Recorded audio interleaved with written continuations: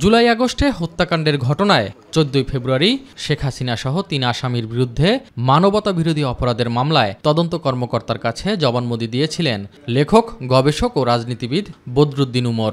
গত 7 সেপ্টেম্বর তার মৃত্যুর পর এটিকে সাক্ষ্য হিসেবে গ্রহণের জন্য ট্রাইব্যুনালে আবেদন করে প্রসিকিউশন। রোববার বিচারপতি শফিউল আলম মাহমুদের নেতৃত্বাধীন 2 সদস্যের ট্রাইব্যুনাল বদরুদ্দিন উমরের জবানবন্দি সাক্ষ্য হিসেবে গ্রহণ করেন।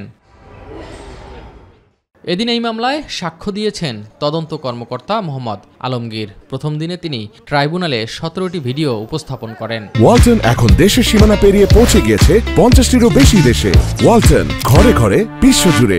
সর্বশেষ যে ভিডিও ফুটেজটা আপনি দেখেন, একটা আন্তর্জাতিক সংস্থা থেকে তৈরি করা, এবং তারা এটা ফরেনসিক টেস্ট করে এটা উপস্থাপন করেছে। আমরা টেস্ট করে তারা 1 ইয়ার করেছে।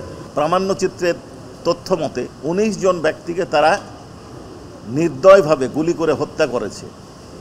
একজন আহত মানুষ অর্থাৎ গুলিবিদ্ধ হয়ে পড়ে যাওয়ার পরও তাদের উপর কি অত্যাচার চালানো হয়েছে, কয়েকজন পলায়নপর ব্যক্তির ওপর কীভাবে গুলিবর্ষণ করা হয়েছে তার ভিডিও চিত্র, এবং এটা যে এআই জেনারেটেড নয় সেটা উপস্থাপন করা হয়েছে, আপনারা দেখেছেন। এদিকে জুলাই আগস্টে কুষ্টিয়ায় হত্যাকাণ্ডের ঘটনায় মানবতা বিরোধী অপরাধের অভিযোগে হাসানুল হক ইনুর বিরুদ্ধে করা মামলাটি ট্রাইব্যুনাল 1 থেকে ট্রাইব্যুনাল 2-এ স্থানান্তরিত করা হয়েছে।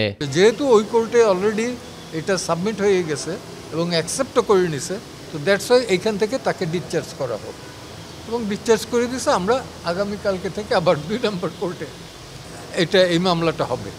ট্রাইব্যুনাল 2-এ এদিন আশুলিয়ায় 6 লাশ পোড়ানো ও একজনকে হত্যা মামলায় 7ম দিনের মতো সাক্ষ্য গ্রহণ চলে। এস এম আরিফ, মাই টিভি, ঢাকা।